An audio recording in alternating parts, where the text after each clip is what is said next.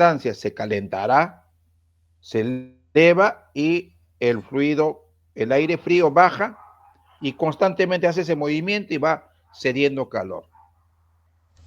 Se elevará provocando corrientes. Hay líneas de corriente de convección natural que frecuentemente se observan en las carreteras, ¿no? Eso lo ven en las carreteras, se ve porque calienta y movimiento, y da la impresión de que el aire vibrara o reverbara, ¿no? Ahora, comparamos el fenómeno de convección natural con el fenómeno de convección forzada. Por ejemplo, en los frigoríficos, ahí se trabaja con coeficientes de convección forzada, ¿no? No obstante, como se indica, el coeficiente de transferencia de calor por convección natural es relativamente bajo en comparación con el de convección forzada. ¿Y a dónde va eso? Es que muchos dispositivos, equipos dependen de este modo de transferencia de calor para su correcto funcionamiento. Un caso típico es el cooler que ponemos debajo de la laptop. Porque yo tengo un cooler debajo de la laptop. Hay un ventilador, aire, se hace circular aire frío y como la parte posterior del laptop se calienta, entonces el aire que pasa por esas ranuras constantemente va extrayendo el calor y se mantiene fresco al equipo, ¿no? Pero este caso sería convección forzada porque a través de dos ventiladores que tiene el cooler, estamos realizando un movimiento forzado a velocidad, de tal manera que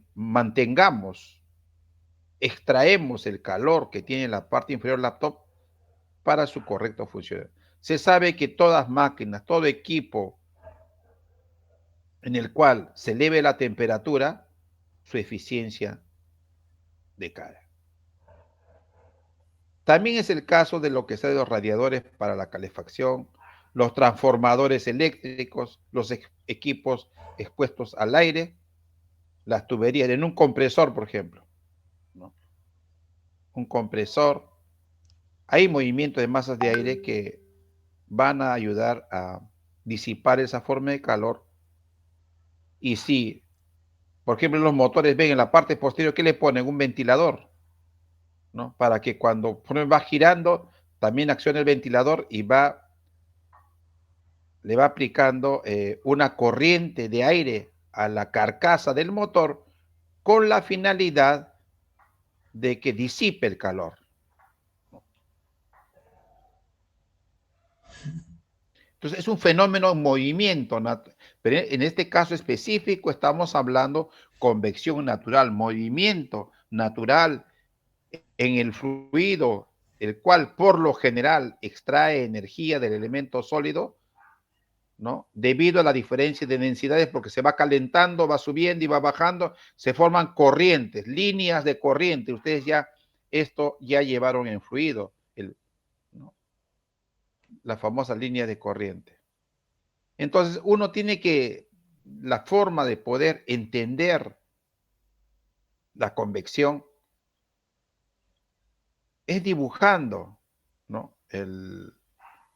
Línea de corriente, movimiento del fluido que se calienta en contacto con una superficie, ¿no? Ahora, no es lo mismo la superficie horizontal, la vertical, ya depende del contexto. O sea, acá va más allá, depende del contexto. ¿Cómo está la superficie? Horizontal, vertical. Acá vemos estos ejemplos, diversos movimientos. Estas líneas de corriente, vean, ¿no? Primer caso, está caliente, el aire se calienta, sube y hace este movimiento. Una superficie horizontal. El aire se calienta, sube, vean. Una superficie vertical, el aire se calienta, pero por gravedad cae y hace este movimiento. Una superficie cilíndrica, muy similar a la de acá. Un techo, una superficie en la parte superior, hace este movimiento.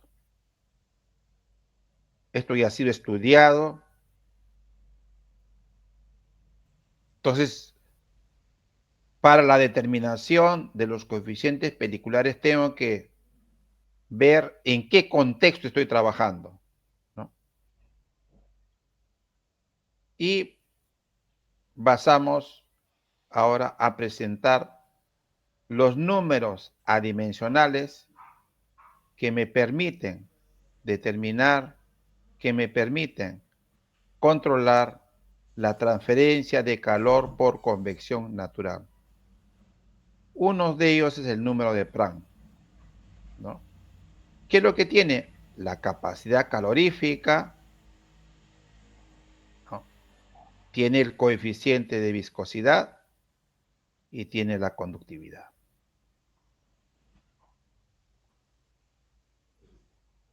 ¿Qué cosa es el número de Planck? Muy importantísimo porque caracteriza a la transferencia de calor por convección.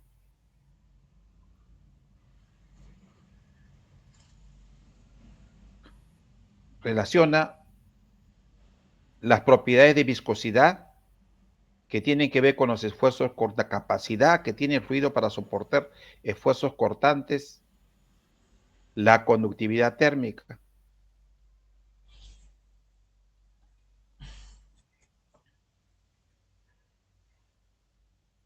Tenemos ahora el número de Planck, este otro número, vean, la definición está acá y el número está arriba, va a tener bastante cuidado. La definición está acá abajo, el número de Grashof,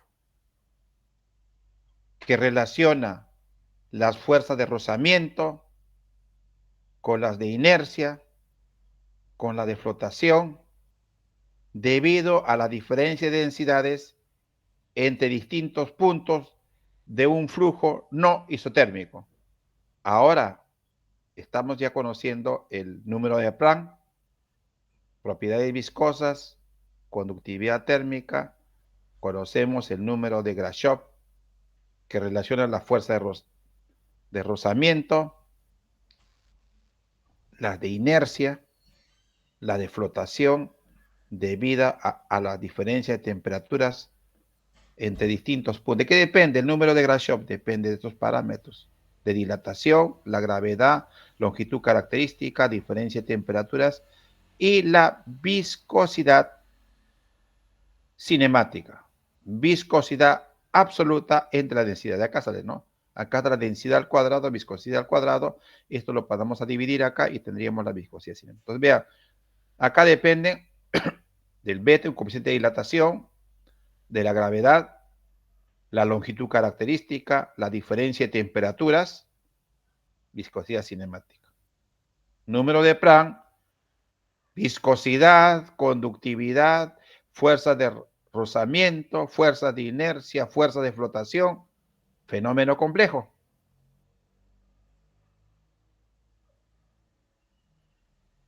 Otro número de Nusselt, relaciona la transferencia de calor por convección en relación a la transferencia de calor por conducción. Ya tengo tres números. Ahora la pregunta es, ¿de dónde salió todo esto? ¿Cómo fue? ¿Cuál es el origen? Se tiene el fenómeno convectivo, una superficie caliente, fluido, y uno quiere determinar cuáles son los números adimensionales que caracterizan esto. Entonces, esto se lleva en el curso de mecánica de fluidos, ¿no?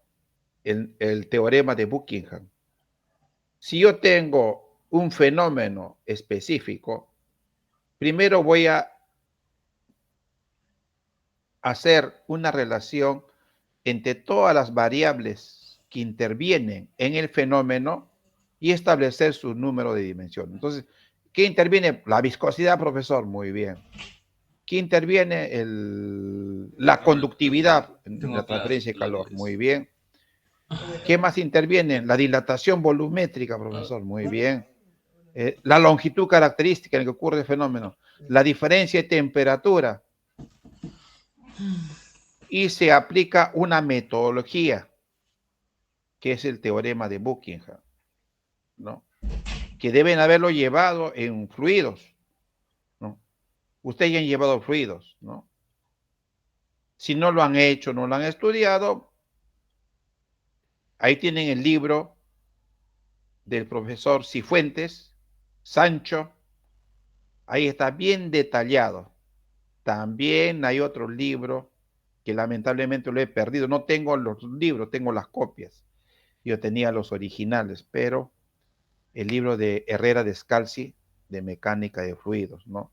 Ellos son profesores de mucha experiencia, ¿no?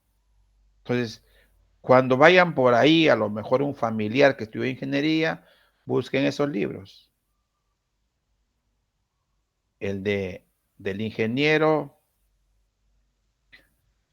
Jorge Cifuentes Sancho, que en paz descanse, y el ingeniero Herrera Descalzi, que ha sido creo que ministro, viceministro. Ahí está bien detallado cómo es el proceso. Y también otro libro interesante que he visto que tiene bien definido esto de acá es el libro de Mecánica y Fluidos de la Universidad Autónoma de México, de la UNAM. Allí también está, ¿no? Les consulto porque a lo mejor le llama la atención, ¿y cómo viene todo esto de acá?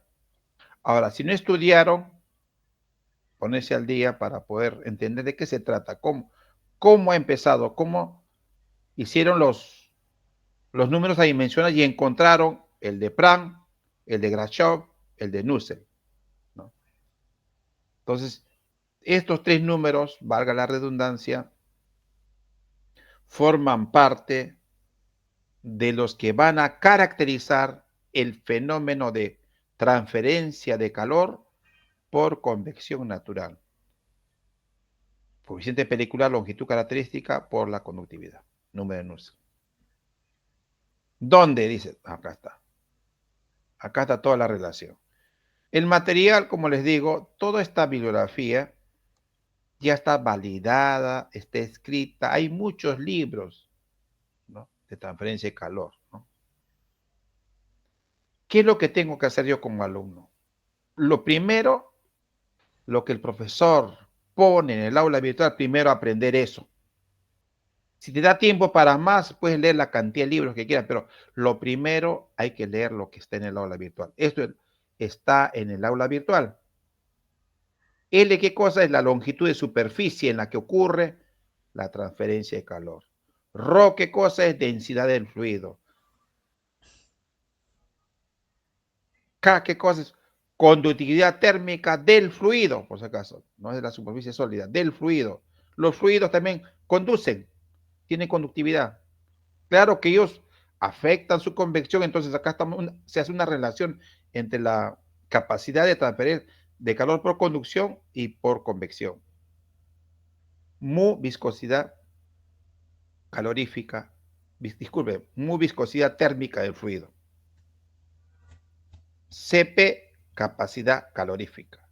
G, aceleración de la gravedad. Delta de T, diferencia de temperaturas. H, coeficiente de transferencia de calor por convección natural. Beta, coeficiente de expansión térmica. Es análogo cuando un elemento le cambia la temperatura, quiero determinar cuánto ha cambiado en relación a la longitud inicial y el cambio de temperatura, es cómo se expanden, ¿no?, térmicamente. Y nu, viscosidad cinemática, que está acá ya, porque es el cociente entre la viscosidad térmica y la densidad. Este es nu, viscosidad cinemática. Y tal como indican, todos estos números se combinan para dar al número de Planck, al número de Grashow y al número de Nusselt. Y también se determina que el número de Nusselt es función del número de Grashow, el número de Planck. Este número de Nusselt, que es el de acá, es función del número de Planck y el número de Grashow. Esto es algo muy importante porque se va a seguir un método, una secuencia lógica que me va a permitir realizar los estudios por convección. Ahora, como hay contextos, paredes verticales, paredes horizontales, esfera, pared en el piso, en el techo, entonces hay contextos y ya esto ha sido estudiado, ya se ha caracterizado esto de acá. Entonces, de acuerdo al contexto, ya hay recomendaciones. En general, estamos viendo que el número de Nusselt es función del número de Grashof y el número de Planck. El número de Planck relaciona la parte viscosa con la capacidad, la parte viscosa con la parte de conductividad del fluido, capacidad calorífica, y el número de Planck caracteriza el número de Grashof, disculpen, caracteriza el rozamiento, la inercia, la fuerza de flotación, la diferencia de densidades, la viscosidad cinemática, están mezclados. Entonces, dependiendo, ¿no? Ya hay recetas, ya esto ha sido estudiado, ¿no? Y validado, la ciencia ya ha estudiado este fenómeno, ya lo ha validado, y se tienen relaciones dependiendo de cada contexto. No hay que cometer el error de cuando tengo un fenómeno de transferencia de calor, tengo que con criterio verificar cuál es el contexto de los que tengo que más se adecua, ¿no? Pared vertical dice, ¿cómo? Ya pared vertical, contexto pared vertical. En el caso de convección natural, desde una superficie vertical a un fluido, porque es transferencia de calor de una superficie vertical a un fluido. Tiene que haber fluido para que se dé la convección. Dice, el número de Nusselt es 0.59, número de Grashof por el número de Planck a la 1/4. Y además sabemos que el número de Nusselt es igual al coeficiente pelicular por longitud de la superficie entre la conductividad.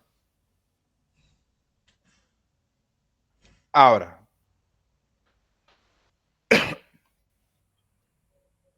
si el producto está entre 10 a la cuarta a 10 a la novena, las propiedades del fluido se calculan. El problema, profesor, ¿y con qué temperatura va a calcular el fluido? Porque el fluido está cambiando constantemente. La pared, bueno, es casi constante. Entonces, se trabaja con la temperatura media, TF. ¿Cuál es la temperatura del fluido con la que va a trabajar? Ah, la temperatura, no, las propiedades, disculpen. Las propiedades del fluido, ¿con qué temperatura lo va a trabajar? ¿Con la del fluido?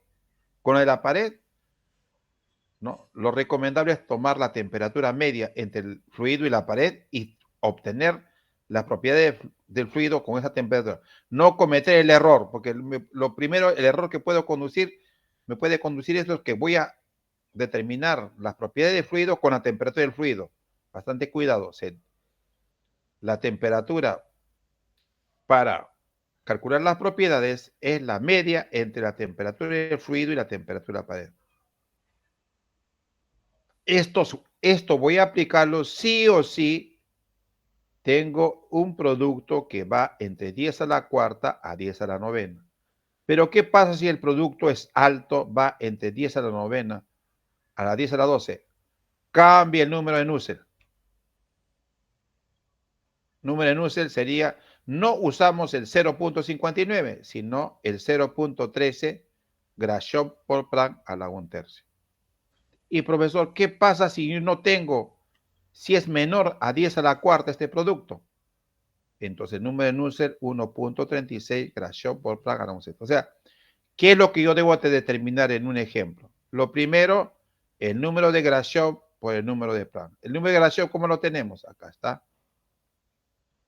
Capacidad calorífica por viscosidad entre conductividad, ¿no? Número de Planck. Número de Grashof, coeficiente de dilatación volumétrica, gravedad, longitud de transferencia, diferencia de temperaturas, viscosidad cinemática al cuadrado. Acá tengo restricciones, depende del rango, pero todo esto de acá, pero ¿cuál es el contexto? En este marco, en este contexto, tenemos solamente estas fórmulas que estamos visualizando corresponden a paredes verticales en ese escenario, ¿no? El número de Nusselt depende, como indica acá en esta parte, depende del número de Grashow por el número de Planck, pero dependiendo de este producto. Pero ¿con qué calculo las propiedades? Con la media. El 0 puede ser 0,59, Grashow por Planck a la 1/4, y eso es igual a HL entre K, coeficiente pelicular, y de acá sacamos el coeficiente pelicular. O de estar de 10 a la novena a 10 a la 12, sería el 0,13 a la 1/3. O podría ser menor a 10 a la cuarta. En general, ¿qué cosa es la fórmula? ¿Cómo sería la fórmula? Nusselt igual a C Grashow por Planck a la 1 sobre N. Si N4, para este caso, en C0,59 y N4 para este caso. C0,13 y N3 para este caso. C1,36 y N6 para este caso.